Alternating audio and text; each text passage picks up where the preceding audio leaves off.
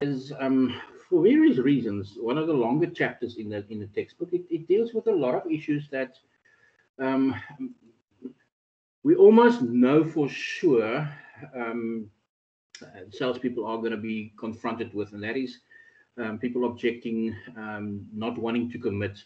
And there are a few reasons, and some of them legitimate. And I think the secret lies for salespeople to find and identify what the real true motives are for objecting. Also remember, my apologies, also remember, I'm going to repeat what I've said many times. Golden rule with an objection is don't take it personally and treat it as an opportunity to provide more information to give greater clarity to the customer. Because that's usually, apart from fear, that's usually the main reason why they are objecting. So let's quickly look at some techniques to deal with the objections. And we can deal with objections in many ways. There are 6 specific techniques that we have identified, and that is the direct denial, the indirect denial, the let it go, the compensation, the boomerang, and the third-party technique. My apologies. Where the direct denial specifically is only taken as an approach or a technique to address an objection if the objection is factually incorrect. If you know for sure, somebody says, yeah, but a friend of mine says you can't get this car in red. If it's factually incorrect, then you can go to the direct denial and say, no, sir, I'm not sure about your resource, but here's the color chart. You can see these are all the colors available. And as a matter of fact, I just sold a red car last week. Okay, so you can use that approach if you know for sure the source and the information that that source has provided is incorrect, factually incorrect. Furthermore, you can have an indirect denial.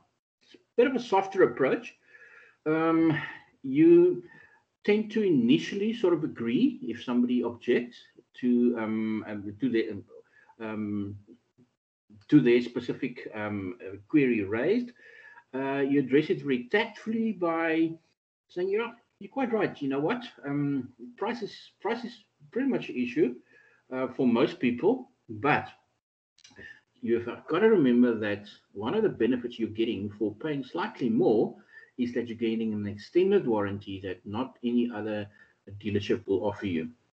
For instance, if we compare the vehicle that you're interested in and that we are offering you, it's got a 5-year, 150,000 kilometer warranty, where the majority of vehicles out there has a maximum of 90,000 kilometers and 3 years. Again, agree, but then correct. Letting it go. This is knowing when to pick your fight. You know that sometimes it's better to just say, you know what, sir, you're quite right. Maybe this is not the product for you. The effort, you're not going to completely discard that prospect from your database. You are just going to leave it in the file for those people you're going to phone after you phoned everybody else. Maybe if they have expressed specific issues during the conversation, you might want to address it. Welcome, Tlatu. You might want to address it at a later stage. Maybe it was just that the timing wasn't right. But sometimes it's not worth going through the effort. You're actually going to damage your image and reputation more than anything else by continuing beyond that point where, you know what, this is going to end. This is not going to end well, so I might as well end it now. Okay. Then we have a compensation one where we say, you know what, yeah, you're quite right. That is a possible weakness of the product of the offering, but you've got to remember we have another benefit that none of the other products have, and that's why maybe we charge slightly more. But again, if you purchase now, we can obviously negotiate a specific discount. So it's a way of soothing the a genuine objection that the customer might have, by not denying it, by not by admitting it, but also offering an alternative. The boomerang, where maybe an issue that was raised can be reversed in your favor. That is where, for instance, in the example that we've used, if the customer says your product seems to work well, but the fact that this particular lid on top of the can is very difficult for me to actually to open. Well, so you know what? That's actually, well, I'm glad you mentioned that, because that is one of our specific key features. We want it to be difficult for the cap to be removed, because it actually prevents the air from reacting with the content of the particular can, which can be dangerous. It can release dangerous fumes. So again, you are using the objection and you're reversing the objection to highlight a benefit. Right. These are the most popular and commonly used reactions that you can, or techniques that you can use to address an objection. And you can also obviously then use the third-party reference technique, where you if somebody objects, you say, but you know what, yeah, I hear what you're saying, but companies similar to yours, you might be in competition with each other. They've actually had a similar complaint, and then they've been using our products for the last month, and it's actually they've improved their productivity. And you know what? When you have actual factual information about competitors of the company that you are trying to sell to using your product successfully, these guys don't want to be left behind. Okay, if the competitors do it and they're doing it well and they're getting benefit from it, and they would know, if they've done their homework, they would know that there's been an increase in productivity by one of their competitors, and they want to know why. You are getting the opportunity here now to actually tell them why. Right. This is basically all I want to, at this particular stage, want to share with you on chapter 9. I'm going to quickly replace chapter 9 with chapter 10, which is how we deal with closing the sale. Let me see if we can quickly get that on the screen. Shouldn't take us too long. Oh my word. Never ever say that, because that's usually when it happens. Anybody, while I'm uploading chapter 10, do you have a question for me regarding the work that we have done up to this point? Any particular questions related to the test tomorrow? I will still go over some final logistics, don't worry. All good? All still awake? Tired but awake? Now how I feel. Let's close this deal. Right. Closing means that you have to be very, very alert to those signals that's an indication that the customer is ready to make a sale. That's when you shut up and you just get the paperwork done and move on. One of the important guidelines to follow here is to listen to the customer and then lead the customer. Give them information and then pull back. Allow them opportunity to experience the product themselves. If it's possible, it'll be ideal, and that's why having a sample of the product that you're selling with you is always good. It's not just a brochure again that they see, it's the real thing. They can see the dimensions, they can actually touch it, they can actually, if it's like, for instance, in the image on the screen, if it's a pair of sunglasses or a pair of glasses, they can actually put it on their face and see how it looks in the mirror. So that, and we've all heard the expression, a picture paints 1,000 words. That is more valuable than a lot of information that you sometimes share with them. Don't be afraid to ask for the order. Don't be afraid to ask for the order. If you have built a very nice rapport with the customer, the manner in which you conducted your presentation, the opportunities you gave the customer to give their input, the manner in which you conducted yourself, being friendly, being attentive, going out your way and making them feel special. That's all building towards a very strong relationship. And therefore, when you get to that point, it's almost as if you're asking a friend to go to the movies with you. It's a natural progression, that question of you addressed at the consumer or at the prospect, and that is to ask for the order. Right. Some buying signals. Okay. Somebody doesn't want to let the product go. You know they want it. Right. There are some buying signals that you can activate by asking specific questions, or that is asked by the prospect. When can you deliver? That's usually indication that they're ready. Do you offer finance? Yes. So we're ready, but we actually prefer not to pay cash for it, but I would have some financial terms agreed. Who will do the installation? Who will do the training of my staff? Is there somewhere where I can see how this product works? That is obviously, if you do not have a sample of the product with you that you can actually just plug in and say, listen, so quickly, let me just plug it in, I'll show you how it works. Or if it's something that's immovable, then obviously, yes, you arrange for them to maybe come to a showroom to see how it works, or to actually to a business who's using the product already to see how it works in real life.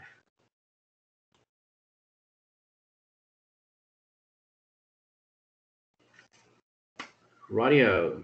I'm not going to spend time on that. What's on the screen is fairly obvious and straightforward.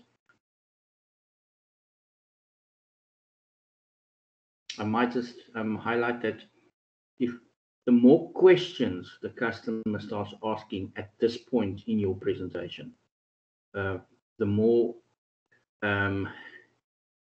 you can tick that as a buying signal.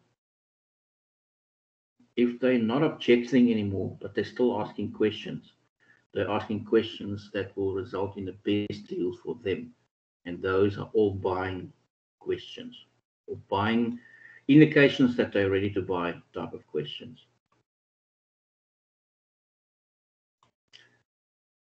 Be assertive, but don't be too pushy.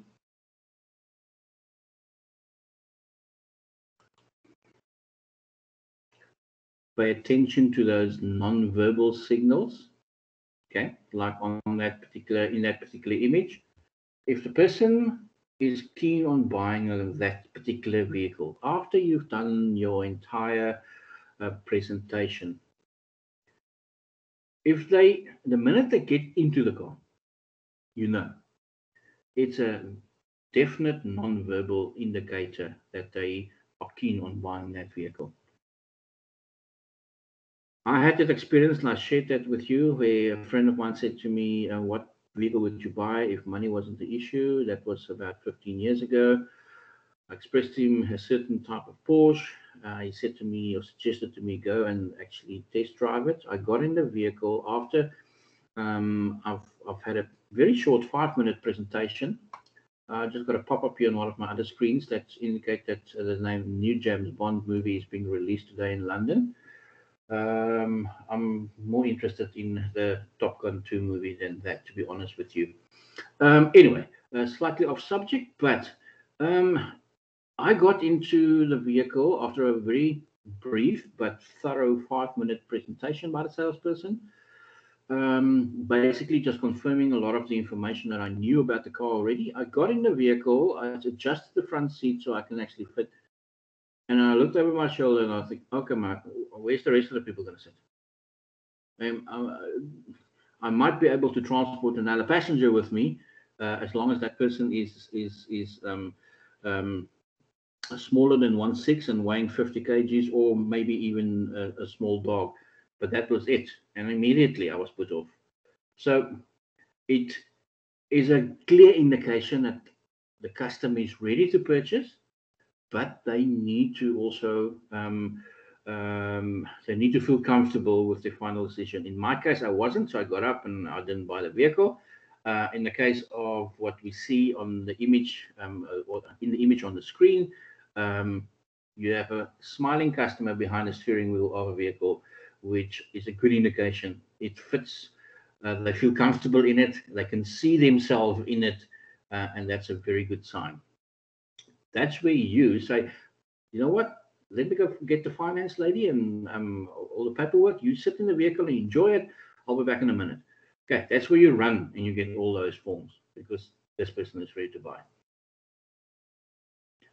Make sure that you always keep the customer part of the whole process, and not leave them to change their mind or speak to somebody else. It happened to me once. As a matter of fact, I was buying a vehicle. I had a very good experience. Actually, test drove the vehicle. There's one or two things that bothered me, but I was ready to ask their questions. And the salesperson said, "Sir, I'm quickly just going to go to my office. I just want to check on something," and I get the paperwork. And while I was waiting for him, and he took much longer than he should have, I was still walking on the showroom floor. There was another person asking, and he asked me, he said, "What do you think about the vehicle?" And I said, "You know, I went for a test drive. There's one or two things that I'm concerned about. I want to ask the salesperson when he gets back." And by the time that the salesperson got back to the showroom floor, I was dead set convinced that I'm not going to buy the vehicle, and the other customer has left. Okay, so it is sometimes almost when you get to that point of the customer showing indicating that they are ready to purchase, don't leave them out of sight. Don't rather let them tag along wherever you're going. Okay.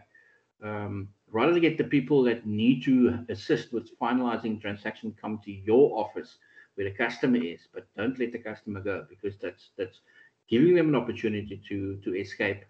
And if there's any doubt in their minds, they will take that opportunity.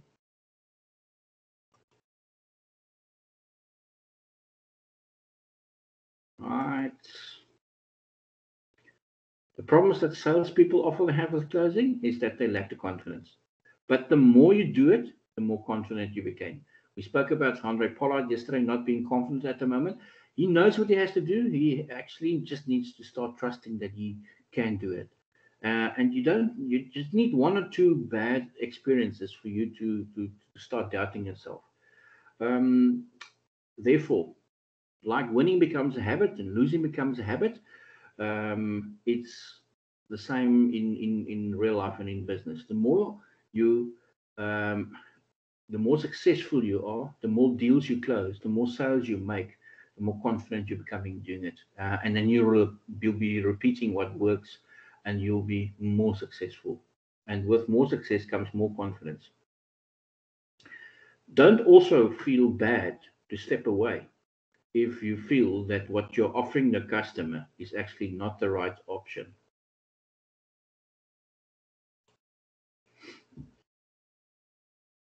We'll finish with this. The essential elements when closing a sale.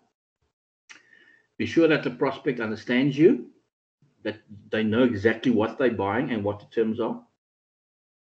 Present a complete story.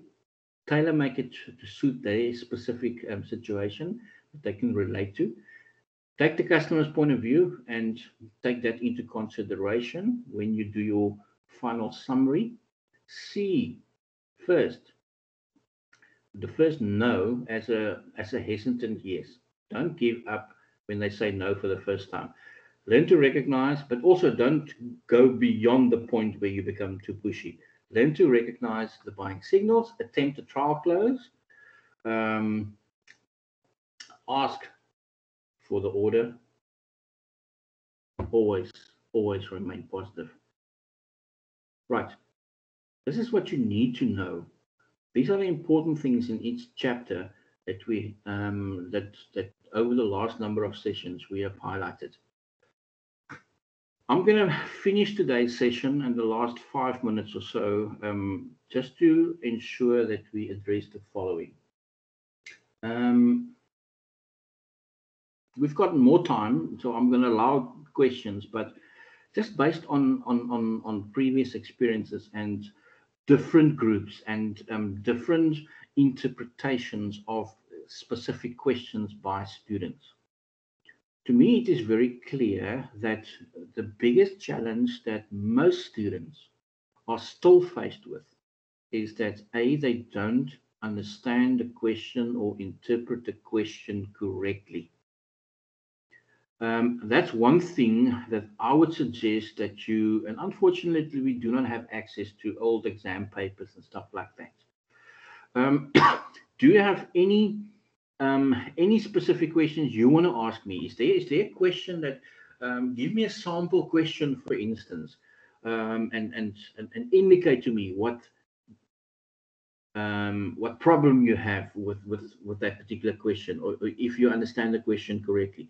Maybe you have some sample questions that you want to ask me.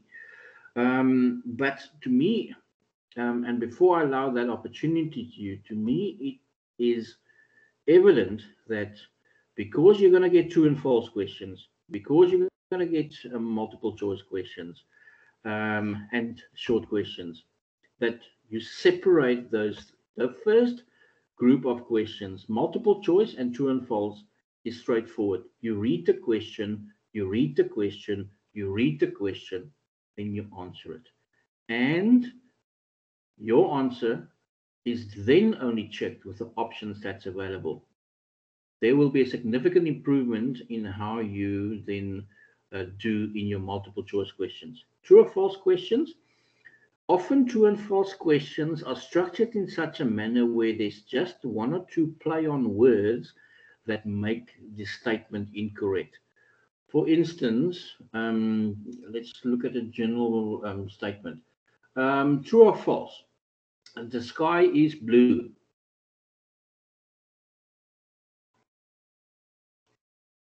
Obvious answer is yes. True. Of course the sky is blue. Why would you doubt your answer in a case like that? There's no words that indicate to you that it's a trick question. It's a straightforward question. But if the question is structured slightly different, and say, on any given day in the winter, in the South African winter, the sky is always blue. Now, see, there's an extra couple of words that was added. It's maybe an indication to you that although the most obvious answer of yes, it's true, is actually not the case, because the word always have now been added to that sentence. Of course, the sky's not always blue in the winter in the northern hemisphere or in the southern hemisphere. There could be clouds, and then it's not always. It's still blue, but it's not always blue because it can be cloudy. Okay, so again, people, be very careful with true and false questions, because sometimes they just add a word or they take a word away, which now makes the obvious answer not the obvious answer. Are we clear on that with when it comes to those multiple choice questions and your true and false questions? Is there anything on those type of questions that you want to ask me? All good, sir. Thank you very much, Theresa. I can see she's already out the blocks, wants to just hit the books. Anyway, shorter questions. Again, to me, and I repeat what I've said in the previous session, and I'm going to do it again, and you're going to hear me say it again when we prepare for another test or an exam. make sure, A, that you read the question, and that you read the question, and that you read the question.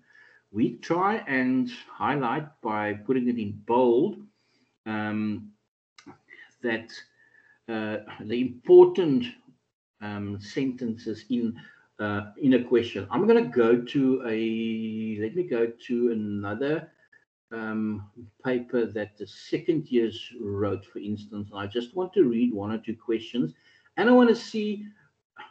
I don't want the right answer here, because this is not work that you've done. Some might have the right answer or not. It's a question of, I want you to interpret the question for me as an exercise. Okay, let me look at, for instance, those second years. Okay, I'm going to open that paper and I'm going to read one or two questions to you, and I want your interpretation of the question. Oh my goodness, no, that was a case study. That's not going to help at all. Let me rather go to the, there we go, that's much better. Right. When I say, for instance, discuss 4 behavioral forces that affect the selling and sales that affect sales. No, let me repeat that. See, my brain's almost as bad as yours. Question: discuss 4 behavioral forces that affect selling and sales management. 4 times 2. What do you need to do in a question like that?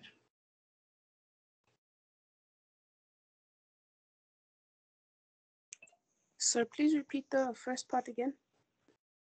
Discuss 4 behavioral forces that affect selling and sales management. Sir, wouldn't you have to give the 4 and then discuss them further? Yes.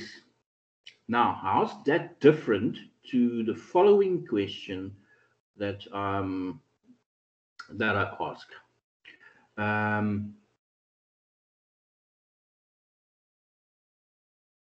Explain the sales and marketing planning process and apply it to your case study. 6 times 2. What does that question tell you? Explain the sales and marketing planning process and apply it to your case study.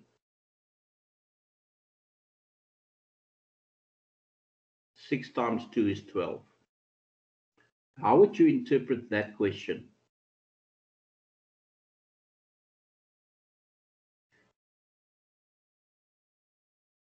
What are you expected to do with a question like that?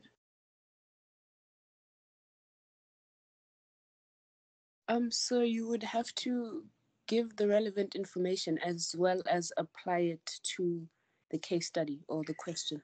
Exactly. Thanks, Teresa. How is that question different to the first one? It sounds similar, but how is it different?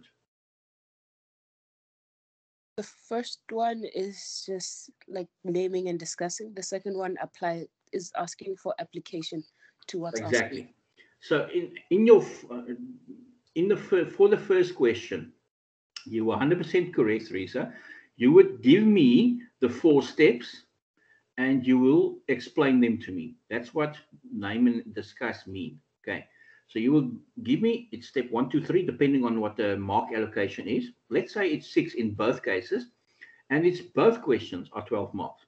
Then for question 1 that I've asked, you would name the 6 and you would discuss each of the 6. That's all. Give me an example. It's not going to get a mark for that.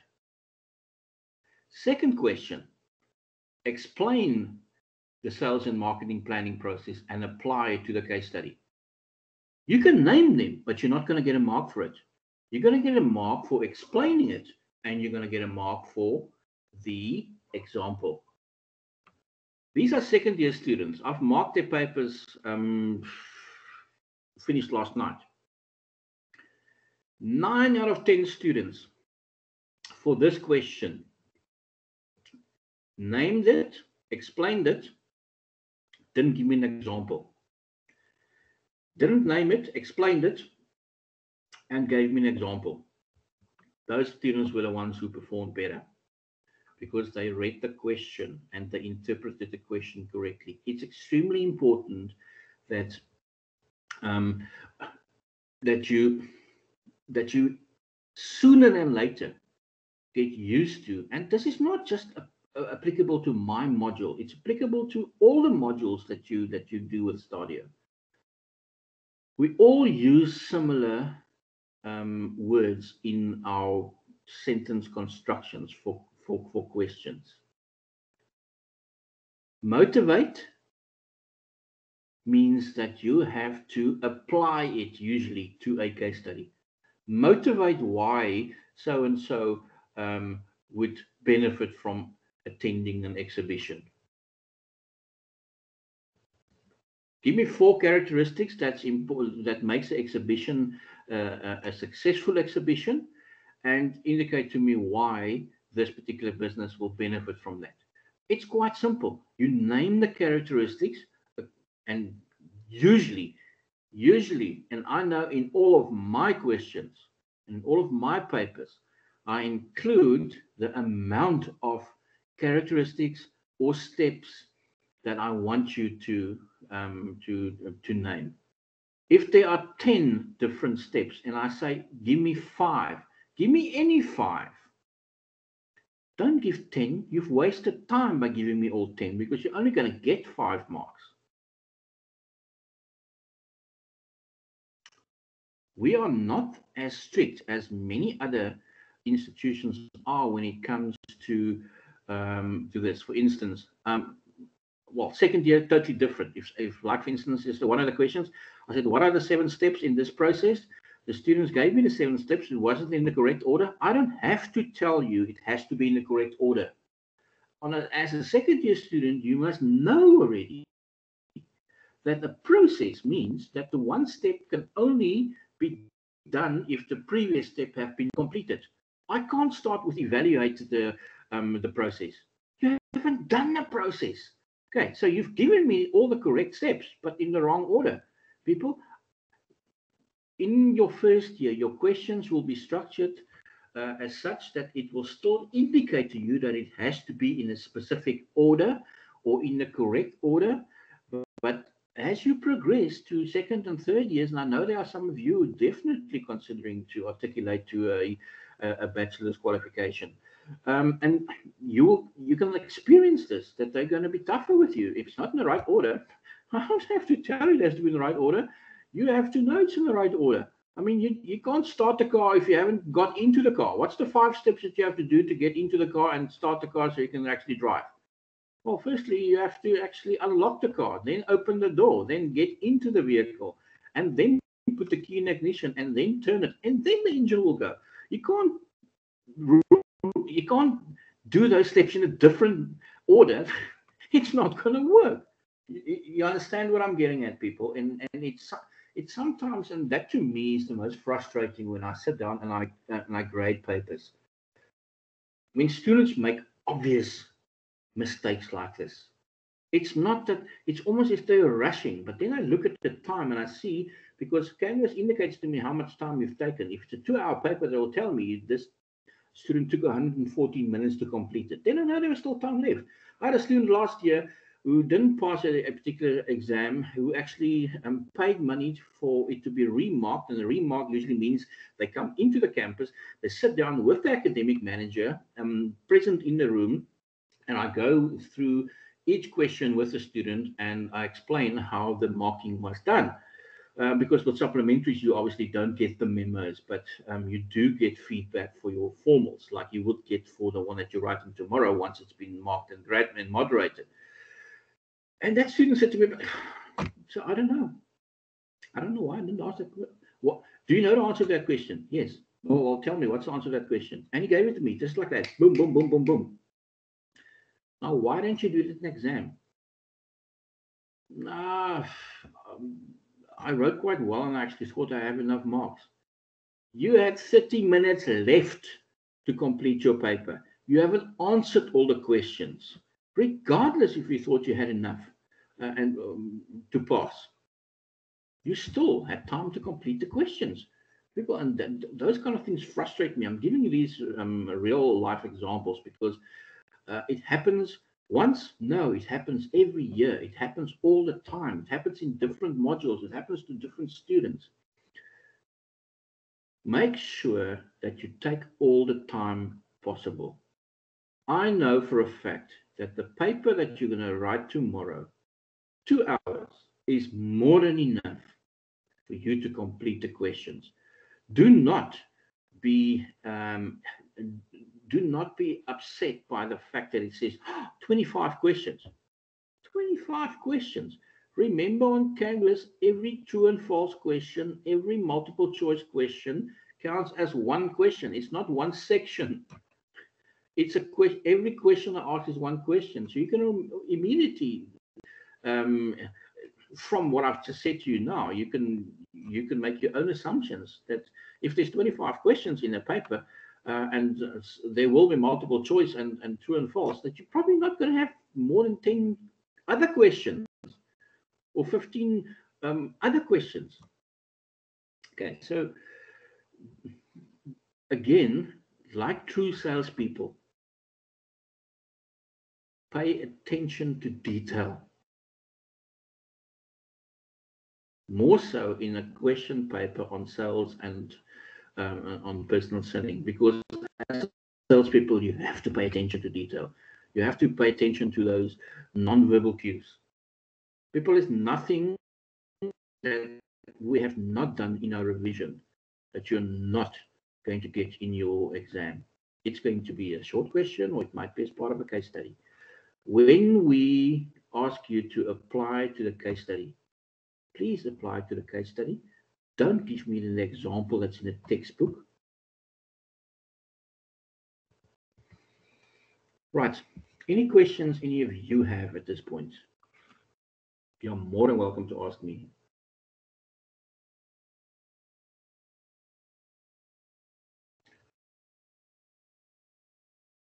Tarquina, you're fine. Are you still awake?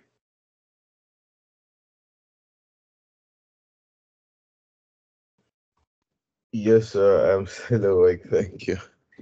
You know what I suggest you do? As soon as this class is finished, okay, how many periods do you still have left for today? I think I still got one left, sir.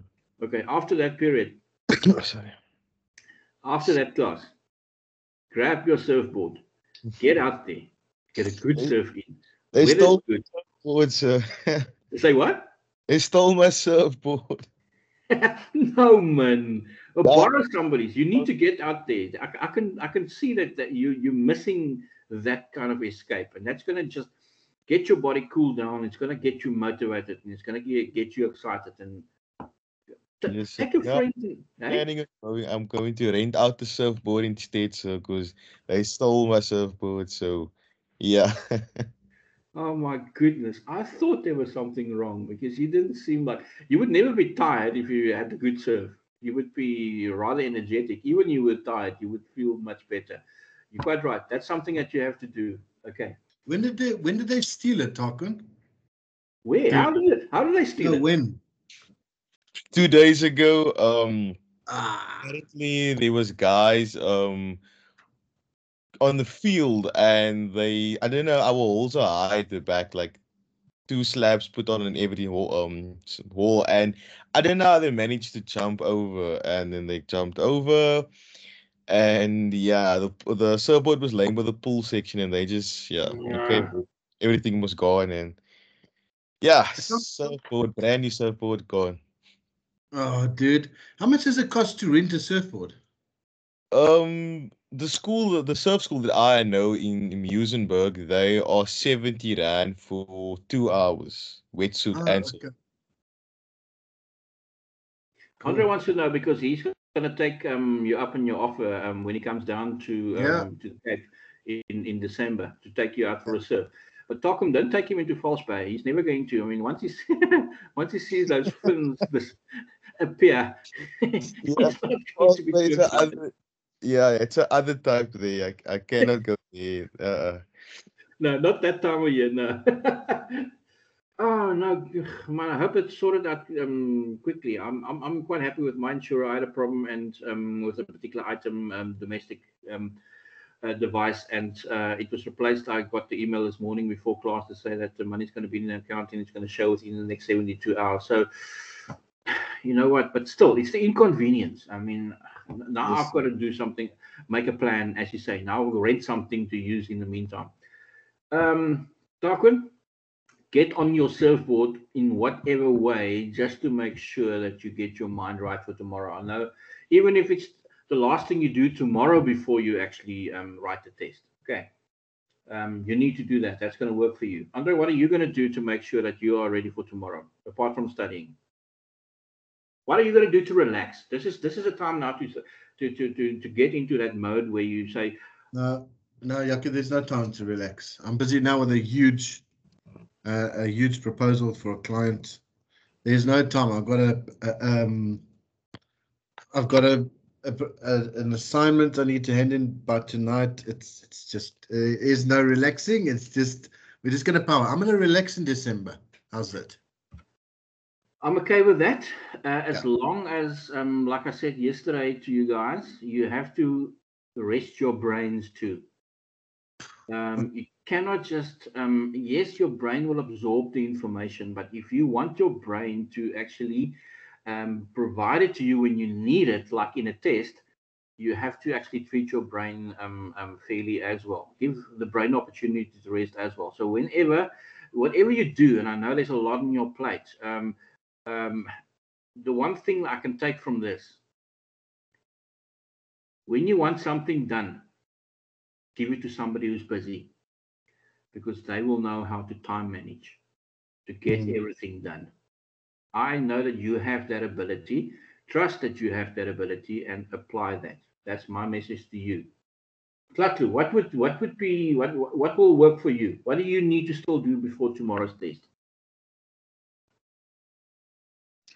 All right, now I just need to attend my last class and In 4 minutes time. I'm sorry, I'm taking more time. and then probably, take a nap and then study. Good.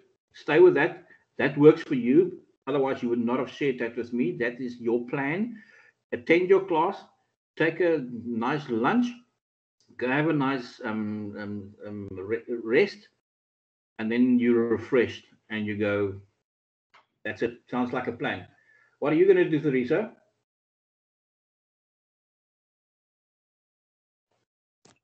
So I'll probably take, after this next lesson, take a power nap. And there's a dance studio here in Centurion that I like going to, so I'm probably going to go. Yes. There we go. Go see a friend. Yes, go. That's it. I like that. That's also important, because that's going to motivate you. That's going to take your mind off it. And when you take your mind off it because you're in a dance class or you're visiting a friend, your brain's resting, and that's important. Okay, I know you guys have another class. I'm not going to take too much of your time. I will be online tomorrow morning for the 8 o'clock class. If any of you still have anything you want to ask me, I'm not going to do any new work. Talk one question, yes. So, before you go, did you manage to get feedback on that day of exams, the situation I'm in with the license date? Were you sleeping? We're taking a power nap in the previous class. I said to you in the previous class. No, I'll repeat it. Takwin, I don't have a concrete response or answer. I did see that on the timetable that the exam for the 19th of November is scheduled for 8 to 12 in the morning. I know it's a 3-hour paper. I know it's a closed book, so it will be again invigilated via Teams. So my recommendation to you is the following: to immediately contact Stadio. Okay. And tell them that this is your predicament, and ask them if they have any suggestions in that regard. They can respond in 2 ways, as I understand it. They can say to you, you know what, Tarquin, sorry, reschedule your driver's appointment. Okay, but obviously they don't know that it takes you about 3 months to get that date anyway. But I'm just saying that's a potential answer. The other one is that they will say, you know what,